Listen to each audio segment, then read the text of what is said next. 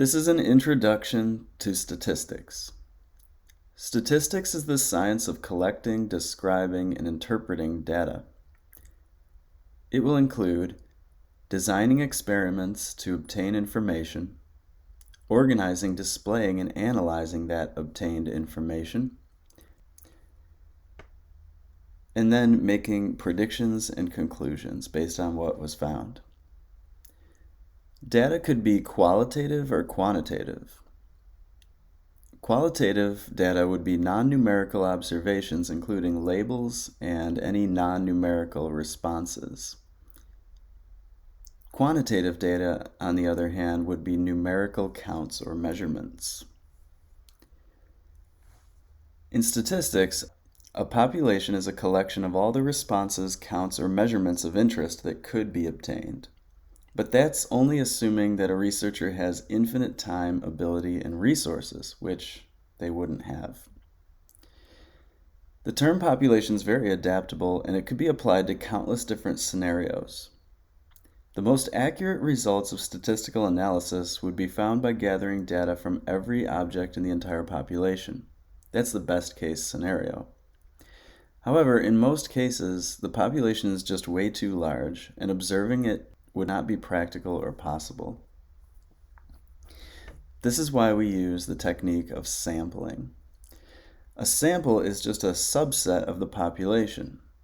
It's drawn below as the bubble within a bubble. The sample will be the collection of all responses, counts, or measurements of interest that are actually obtained by a researcher in a study. Below is pictured a population of many, many members, and then a small part of that population is surveyed. That's called the sample. Samples are used to make predictions about a population. So in the real world, what could be some possible advantages or disadvantages to collecting small samples? Well, one of the things that we want to think of from a practical standpoint is people want to save time.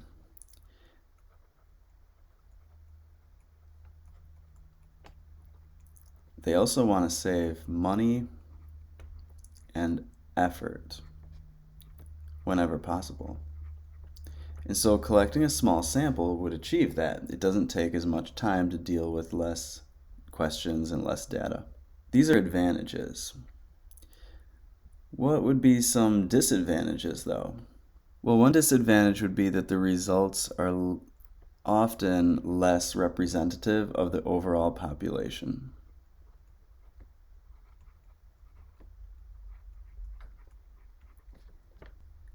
Now let's try the opposite. What could be some possible advantages and disadvantages to collecting large samples? Well, here everything would be inverted. Here your results would be expected to match the population better.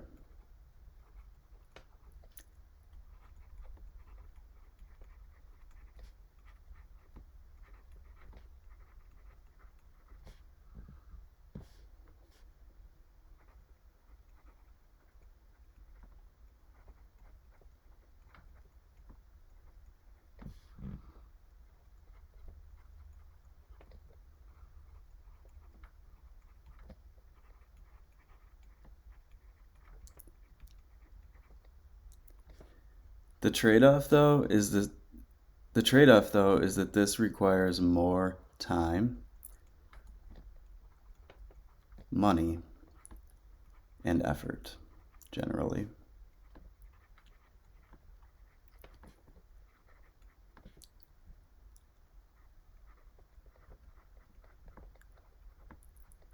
So when a researcher or organization decides how big their sample should be, they want to take these things into consideration and try to find a balance.